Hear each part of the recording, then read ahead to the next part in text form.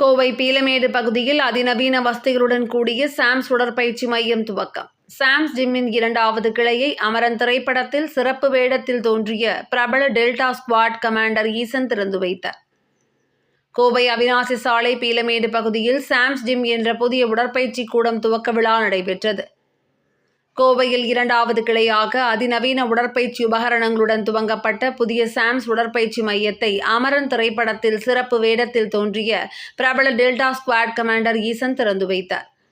Sam's ஜிம்மின் உரிமையாளர் மற்றும் நிர்வாக இயக்குனர் சாம்சன் மெக்கினைன் தலைமையில் நடைபெற்ற இதில் உடற்பயிற்சி மையத்தின் இயக்குனர் ஷோபா குத்துவிளக்கேற்றி துவக்கினார். ஆண்கள் மற்றும் பெண்கள் என இருபாலர் உடலை ஆரோக்கியமாக வைத்துக் கொள்ளும் வகையில் அதிநவீன உடற்பயிற்சி உபகரணங்கள் கொண்டுள்ள சாம்ஸ் ஜிம்மில் treadmill, elliptical trainer, weight lifting கருவிகள் போன்ற நவீன உபகரணங்களை பிரத்யேகமாக தயாரித்து வைத்துள்ளனர். விழாவில் கலந்து கொண்ட டெல்டா கமாண்டர் ஈசன் கூறுகையில், தற்போது ஒவ்வொருவரும் உடலை கட்டுக்கோப்பாக வைத்திருப்பது அவசியம் என தெரிவித்தார். குறிப்பாக உடற்பயிற்சி என்பது அனைத்து வயதினருக்கும் பொதுவானது என கூறிய அவர், மருத்துவமனைக்கு செலவு செய்யாமல் இதுபோன்று உடலை ஆரோக்கியமாக வைத்துக் கொள்ள செலவு செய்வதில் தயக்கம் காண்பிக்க வேண்டாம் என அறிவுறுத்தினார். சுத்தமான, பாதுகாப்பான மற்றும் ஆரோக்கியமான சூழலுடன் விசாலமாக புதிதாக துவங்கப்பட்டுள்ள சாம்ஸ் ஜிம்மில் ஒவ்வொருவரின் உடல் தகுதி மற்றும் இலக்குகளுக்கு ஏற்ப அனுபவம் வாய்ந்த உடற்பயிற்சி பயிற்சியாளர்கள் வாடிக்கையாளர்களுக்கு சரியான வழிகாட்டுதல்களையும் பயிற்சியும் வழங்குகிறார்கள் என சாம் மெக்கினைன் தெரிவித்தார்.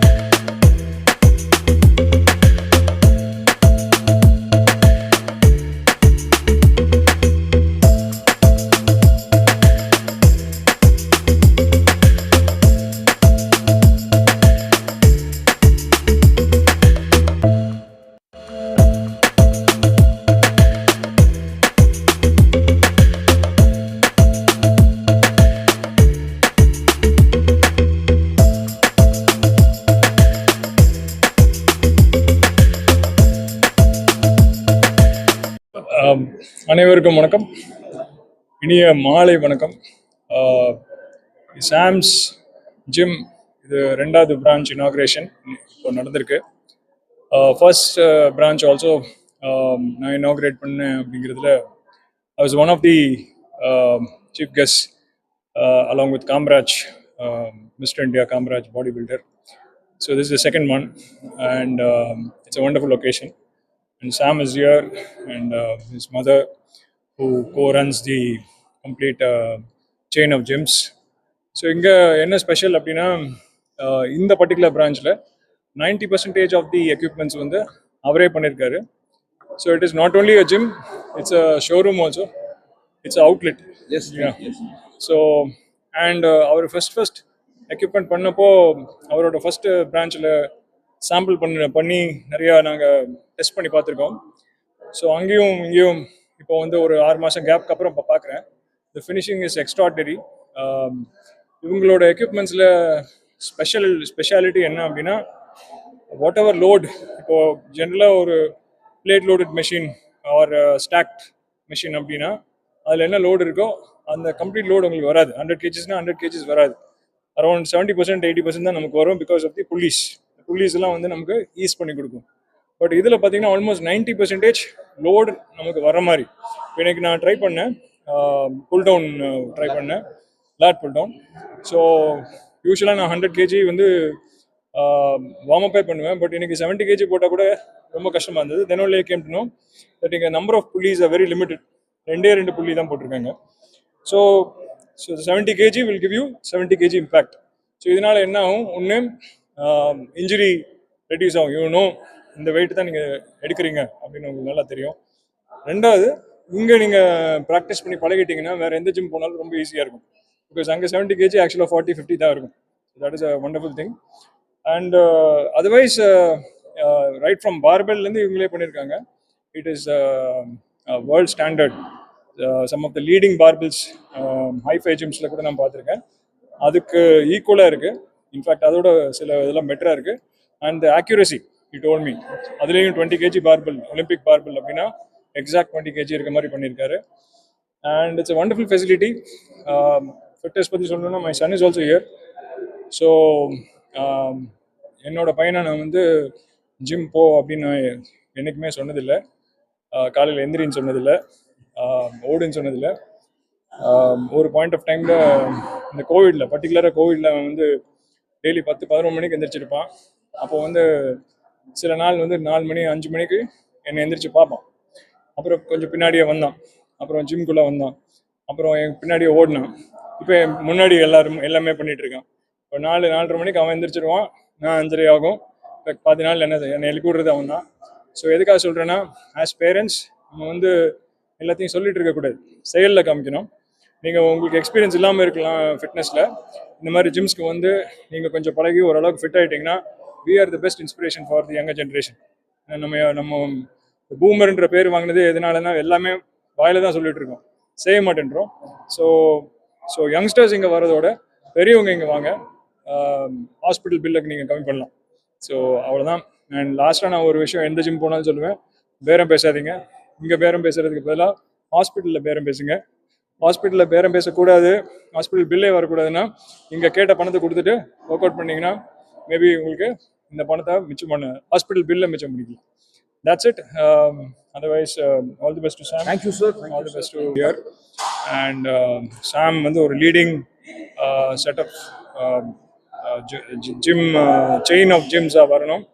அதோட முக்கியம் இந்த எக்யூப்மெண்ட்ஸ் மேனுஃபேக்சரிங் கம்பெனி இதோடும் பெருசாக வரணும். மேலும் மேலும் நல்லா ரீச் ஆகணும். ஹோம் ஜிம்ஸும் டார்கெட் பண்ணுறாரு. ஸோ அதுவும் ரீச் ஆகணும் அப்படின்னு வாழ்த்துக்கிறேன். தேங்க்யூ. டாக்டர் கிடையாதுங்க, நான் வந்து மிலிட்ரி ஆஃபீஸர்ஸ் அவங்களுக்கு ட்ரைனிங் கொடுத்துட்ருக்கேன். அண்ட் நானே வந்து 3 முறை அதை கிளியர் பண்ணி ஆல் இண்டியா டாப்பர்லாம் ஆனேன்.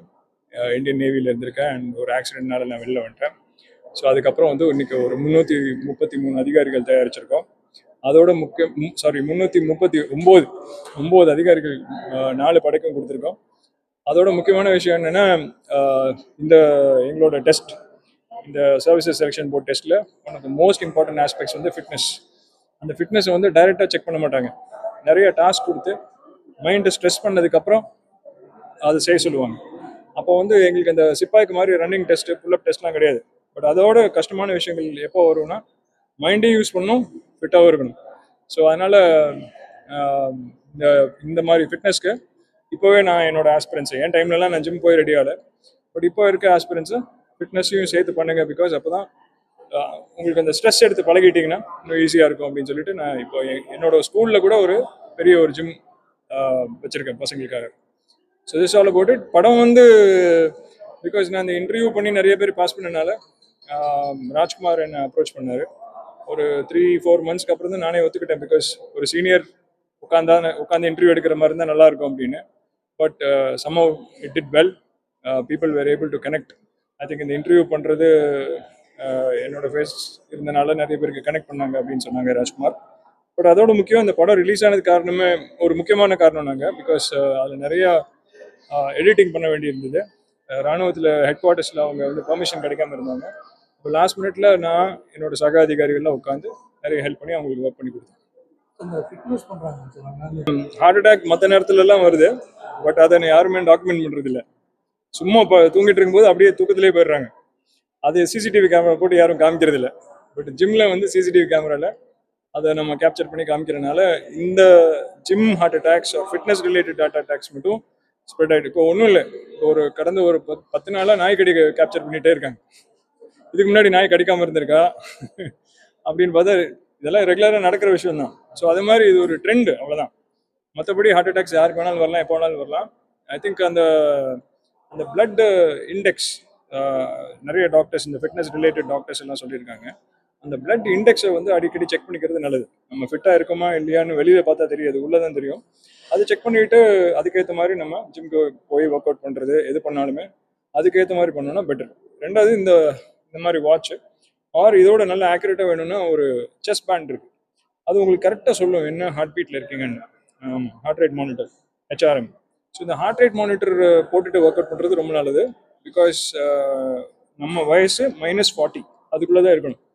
இப்போ என் வயசு 40 அப்படின்னா 180 மைனஸ் ஏஜ், அப்போது 140க்குள்ளே என்னோட ஒர்க் அவுட் வச்சுருக்கணும். அதிகபட்சம் 150 போகலாம்.